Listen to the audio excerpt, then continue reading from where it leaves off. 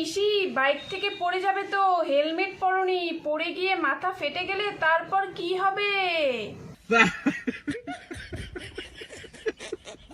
আমি বলছি করুন না, অ্যারেস্ট করবেন তো। আমি একাই, যদি দলও না থাকে আমি একা। একা লড়বে কেন? বিকাশ রঞ্জন কি পাশে পাওনি? বিকাশ রঞ্জন কি বুড়ো হয়ে গেছে? ও তো কচি মাথা চিবিয়ে খা। শ্রীলেখা ম্যামের পটানোর কারণ কি জানেন? কারণ তিনি ছেলেদের প্যান্টের চেনের দিকে তাকিয়ে থাকেন।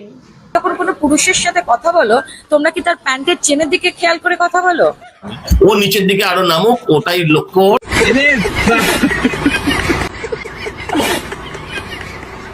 তো আমার যদি কিছু হয় তাহলে আপনারা জানেন যে এর জন্য কারা দায়ী থাকবেন। আরে এত তাড়াতাড়ি শ্রীলেখা মিত্রের পতন হয়ে গেল?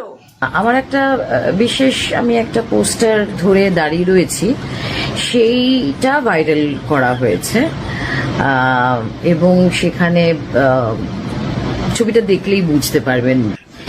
তো আমার একটা মেয়ে বড় হচ্ছে, সুতরাং আমার যদি প্রথমে চশমা ছাড়া গেছিলাম সানগ্লাস পরে, আর ওই ভিড়ের মধ্যে ওইটুকু একটা পোস্টারে আমার মোদিজির বিলো দ্য বেল্টের দিকে আমার চোখটা যায়। আমাদের প্রধানমন্ত্রীর অশ্লীল ছবি হাতে নিয়ে দাঁড়িয়ে আছে আর বলছে আমি চোখে দেখিনি। কেন চোখে দেখতে পাওনি? কারণ কি? কারণ মাথায় চশমা রাখা ছিল, তার জন্যই মনে হয়।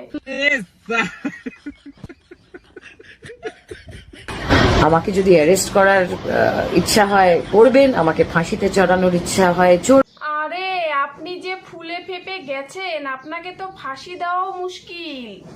15 দিন জেলের ভাত খাওয়ালে না, সমস্ত ন্যাকামি ভাইরাল হওয়ার জন্য নোংরামি সব চলে যাবে। আমাকে ফাঁসিতে চড়ানোর ইচ্ছা হয় চড়াবেন, আবার একটা আন্দোলন হবে, আমি শিওর আর একটা আন্দোলন হবে। আপনারা তৈরি তো? আমি বলছি আপনার সঙ্গে আন্দোলনে কারা নামবে? বাংলাদেশ থেকে ছেলে নিয়ে আসবে আন্দোলন করার জন্য?